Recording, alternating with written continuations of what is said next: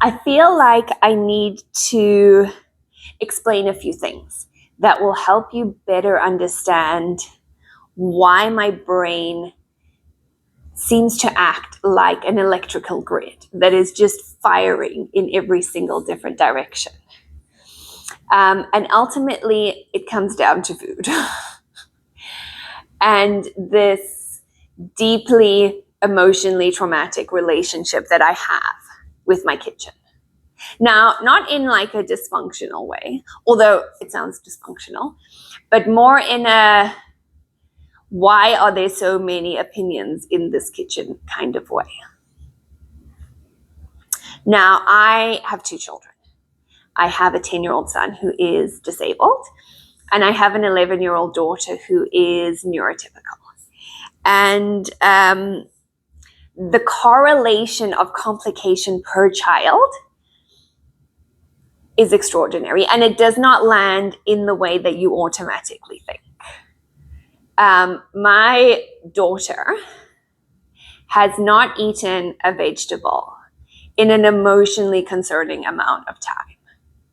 Like, I can't remember amount of time. And it's emotionally concerning in a very, very real way. But that aside, she does eat sushi. She eats sushi. I did not eat sushi until I was 25 years old. This girl ate sushi before she even had teeth. It's gotten to the point where Just Eat is the most used app on my phone. They send me daily notifications about what Japanese restaurant has specials on today. Now she will, of course, she does eat some food from my kitchen, very sparingly. And on the odd occasion, she'll say, no, I'm not eating this. And she'll make her own food, which in itself is not a problem. I don't mind that she's capable of helping herself. What I mind is that I have to clean the kitchen another time. I've already cleaned the kitchen 3 times today. She's not going to make herself egg on bread, which means I have to clean the kitchen again. And that's more than I can cope with, like in a very real way.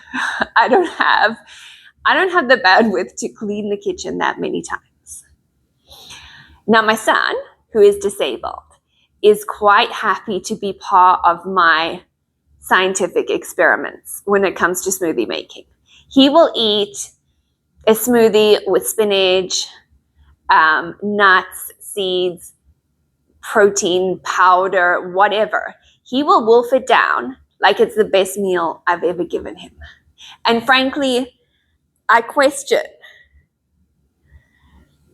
the complete faith that he has in my ability to meet his nutritional needs. He's such an easy person to feed. And my daughter is not. Now, on top of that, I have diabetes. So my body has very clearly said, this is the food you can eat before your organs start to fail. And then my husband has high cholesterol. So we were in this situation where my kitchen has become a multicultural restaurant. One of those restaurants that you can go into and just order anything. You can order a hot dog and duck foie gras at the same time. There's no geographical distinction. It's an anything goes type of kitchen, which makes grocery shopping an absolute nightmare. Like, to the point where I would rather order my groceries online and pay an extra $12 to have the food brought to me.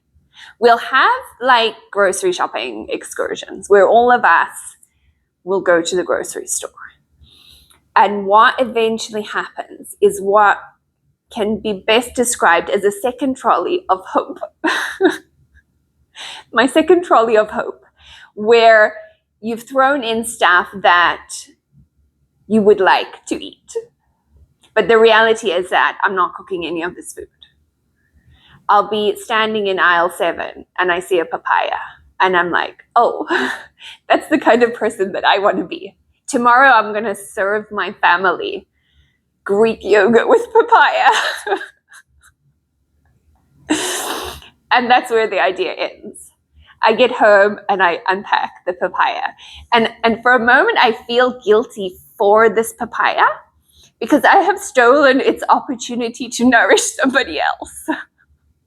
The papaya is going to sit in the fruit bowl and judge me silently for a week. And then it's going to be put in the dustbin. And it has not going to be able to fulfill its goal in its existence. And that's the relationship that I have with food and with the kitchen. And that is why I am constantly tethering on the edge of complete crazy. Right now, I'm like uncomfortable, chaotic. The complete crazy is close by. And that's concerning for me. I don't love my kitchen. The only thing that I really enjoy about my kitchen is my copper pots. Now, of course, I don't use the copper pots because I'm afraid that they're going to get wrecked. So they hang there and they judge me silently because there was one day that I was ambitious enough to purchase a papaya.